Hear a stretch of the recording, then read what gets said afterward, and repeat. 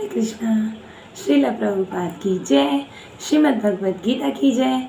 हमारे शास्त्रों में बताया गया है कि भगवान को हम 9 तरह की विधियां हैं जिस तरीके से हम भगवान की भक्ति कर सकते हैं, उसको कहा जाता है नवधा भक्ति। तो उसके बारे में आज मैं थोड़ा सा चर्चा करने वाली हूँ। तो बताया गया है शास्त्रों में, श्रवणम कीर्तनम विष्णु स्मरणम पादसेवनम अर्चनम वंदनम दास्यम साख्यम आत्मनिवेदनम। तो ये 9 विधियां हैं जिससे हम भगवान की भक्ति कर सकते हैं। ये एक बहुत ही बड़ा तरीके से समझाया जाने वाला एक विषय है, लेकिन मैं थोड़ा ही प्रैक्टिस कर रही हूँ, तो इसीलिए मैं थोड़े से शब्दों में इसको बताना चाहूँगी। तो श्रवणम से ये शुरू होता है, जिसमें श्रवणम सबसे सुगम है। हमें बस भगवान की कथा सुननी है ना। भगवद गीता का किसी स्वरूप सिद्ध व्यक्ति से श्रवण उस व्यक्ति को भगवान के चिंतन की ओर मोड़ देगा। अब देखिए, ये नहीं कहा गया है कि हमें सिर्फ कथा सुननी है या फिर हमें सिर्फ गीता पढ़नी है या गीता सुननी है। हमें गीता किसी स्वरूप सिद्ध व्यक्ति से श्रवण करनी है, ठीक है।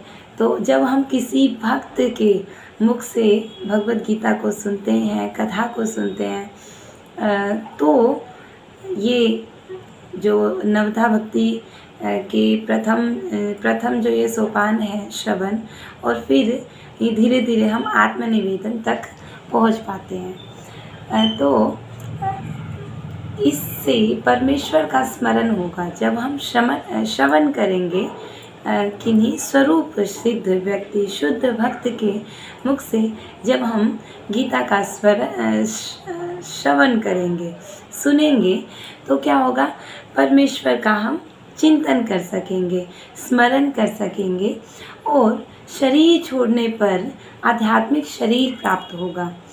फिर आगे कभी बताया गया है कि हे अर्जुन, भगवान कह रहे हैं, जो व्यक्ति पथ पर, जो भक्ति योग का पथ है, इस पथ पर विचलित हुए बिना जो अपने मन में निरंतर मेरा स्मरण करने में व्यस्त रहता है और भगवान के रूप में मेरा ध्यान करता है, वह मुझको अवश्य प्राप्त करेगा।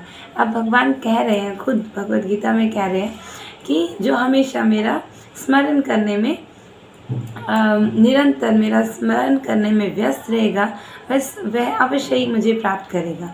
तो प्रथम सोपान क्या है, श्रवण करना।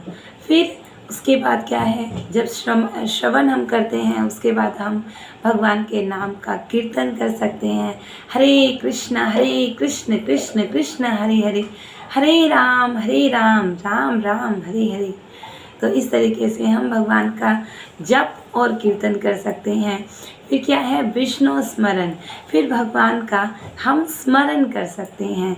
जैसे हम सोचते तो हैं, एक्चुअली जो आत्मा का स्वभाव है ना, उसका स्मरण करने का स्वभाव है, लेकिन हम 84 लाख योनियों से हम जो इस भव सागर में गिरे पड़े हैं, तो हम भूल गए हैं कि हमें स्मरण करना है, बट हमें स्मरण करना किनका है।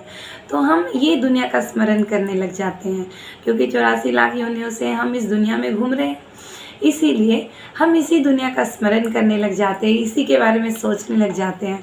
बट एक्चुअली आत्मा का स्वभाव है, आत्मा जो है वो भगवान की नित्य दास है। जीवेर स्वरूप कृष्णेर नित्य दास। तो जो जीव है वो कृष्ण की नित्य दास है, और उसका ये स्वभाव है कृष्ण का चिंतन करना, भगवान का चिंतन करना, उनका स्मरण करना। तो जब हम श्रवण करते हैं शुद्ध भक्तों के मुख से, फिर हम कीर्तन करते हैं, तब हम स्मरण कर पाते हैं, स्मरण कर सकते हैं।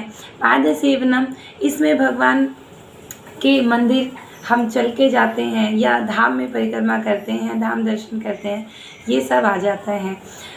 उसके बाद है अर्चनम, वंदनम, दास्यम और आत्मनिवेदनम, भगवान की अर्चना करके, भगवान की वंदना करके, बहुत हमारे श्रील भक्ति विनोद ठाकुर ने जी महाराज ने बहुत सारी भजन लिखे हैं और आरती लिखी हैं, जिनको हम रूटीन से सुबह मंगल आरती के वक्त, संध्या आरती के वक्त, भोग आरती के वक्त, तो विभिन्न आरतियों के वक्त हम गाते हैं। तो इस तरीके से हम अर्चना और वंदना कर सकते हैं भगवान की, जिससे हम अलग अलग तरीके से हम भगवान की भक्ति में अपने मन को लगा सकते हैं। देखिए क्या है, ये बोर होना बड़ा इस दुनिया में एक वर्ड आता है, बोर होना। तो वैसे तो भगवान है, हमें ये बोर होने वाली चीज़ भगवान के की जो सेवा है और भगवान की जो भक्ति है उसमें ये नहीं आनी चाहिए। बट ये मन है और ये माया है जो हमें बार बार हमें यूँ कहती है कि चलो बहुत हो गया, ऐसा कुछ मन में ला देती है।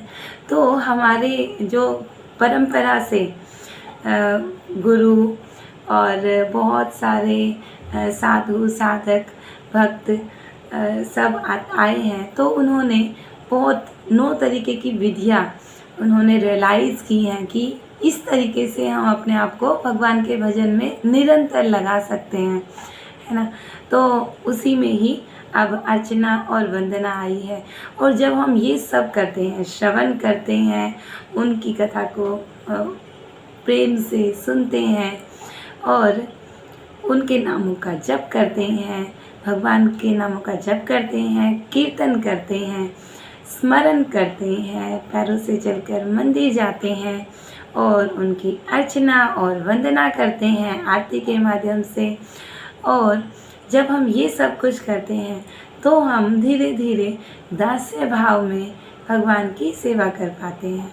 और लास्ट में एक स्टेज आती है निवेदनम, जहाँ पे हम अपने आप को भगवान के चरणों में समर्पित कर देते हैं। तो अभी के लिए इतना ही, फिर हम मिलेंगे। हरे कृष्णा, हरि बोल, श्रील प्रभुपाद की जय।